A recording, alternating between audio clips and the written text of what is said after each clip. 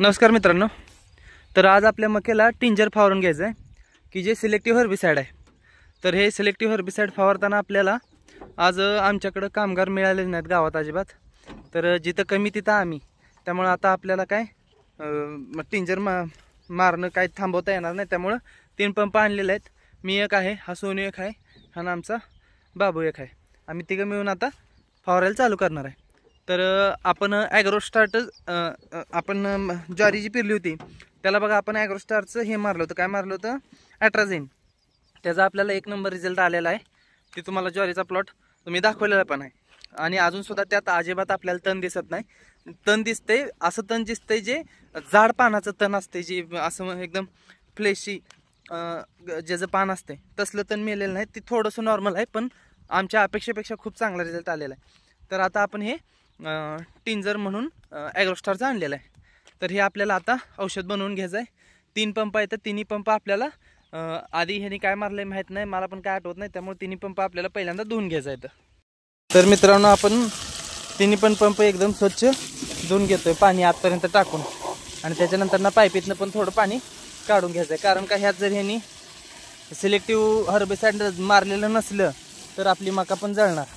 त्यामुळे काय बी असू द्या, जेव्हा जेव्हा पंप नवीन वापरायला घेताय तुम्ही त्यावेळी तुम्हाला धुवून घ्यायचा आहे पंप। तर बघा मित्रांनो, हे आपलं 3 पंप धुवून झाले। तर हे आपण पाणी 200 लिटरचा बॅरल आहे, थोडंसं कमी भरलं आहे कारण का आपल्याला परत ढवळायला यावं। तर हे आपण टिंजर घेतलेला आहे, त्यासोबत एक टॉनिक घेतलेला आहे, आणि सोबत आळी आपली डेलिगेट मारलं होतं। डेलिगेटमध्ये आळी 90% कव्हर झालेली आहे, तरी पण आपण थोडं इमामेक्टिन त्यासोबत जाते म्हणून घेतले। काय 10% राहिले असेल तर ती पण कव्हर होईल।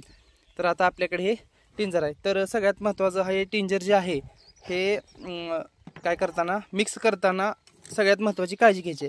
तर ह्याच्यामध्ये का नाही, ह्याच्यासोबत एक स्प्रेडर असतं। स्प्रेडर म्हणजे आपण स्टिकर ज्याला म्हणतो, की जे औषध सगळीकडे व्यवस्थित पसरावं, सगळीकडे जावं म्हणून दिलेलं असतं। तर ते जे आहे स्प्रेडर, तर ते स्प्रेडरचा आणि बाकीच्या औषधाचा टिंजरचा पाण्यात टाकायचा सिक्वेन्स चुकला तर तुमचा अजिबात रिझल्ट येणार नाही, 0 रिझल्ट येणार। जर आधी जर तुम्ही स्प्रेडर टाकला तर ते औषध तुमचं व्यवस्थित मिक्स होणार नाही। स्प्रेडर शेवटी, सगळ्यात शेवटी स्प्रेडर टाकायचं, एवढं लक्षात ठेवायचं।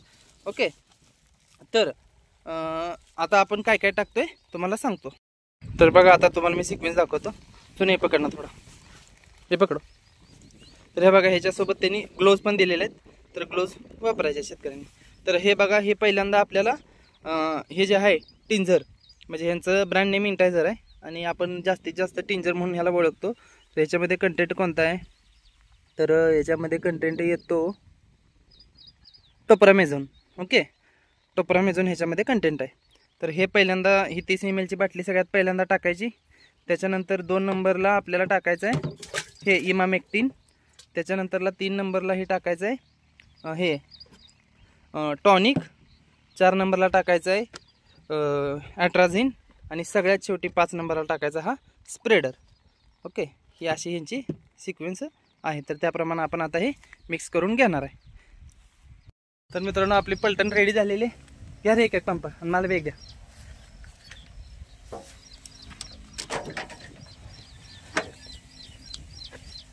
तर बघा, हे दोघांनी आपली 4-4 फुटावर लॅटरल आहे।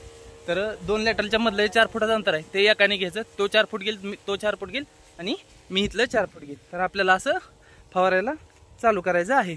तर ते दोघं त्यांचं चालू झालं आहे। तर ह्या पद्धतीनं आम्ही फवारून घेतोय। तर हे जे आहे ॲग्रोस्टारचं टिंजर, तर ह्याचा कसा रिझल्ट येतो हे पण तुम्हाला मी व्हिडिओ करून सांगतो। तर कृपया कोणी सबस्क्राईब केलं नसेल तर सबस्क्राईब करून घ्या।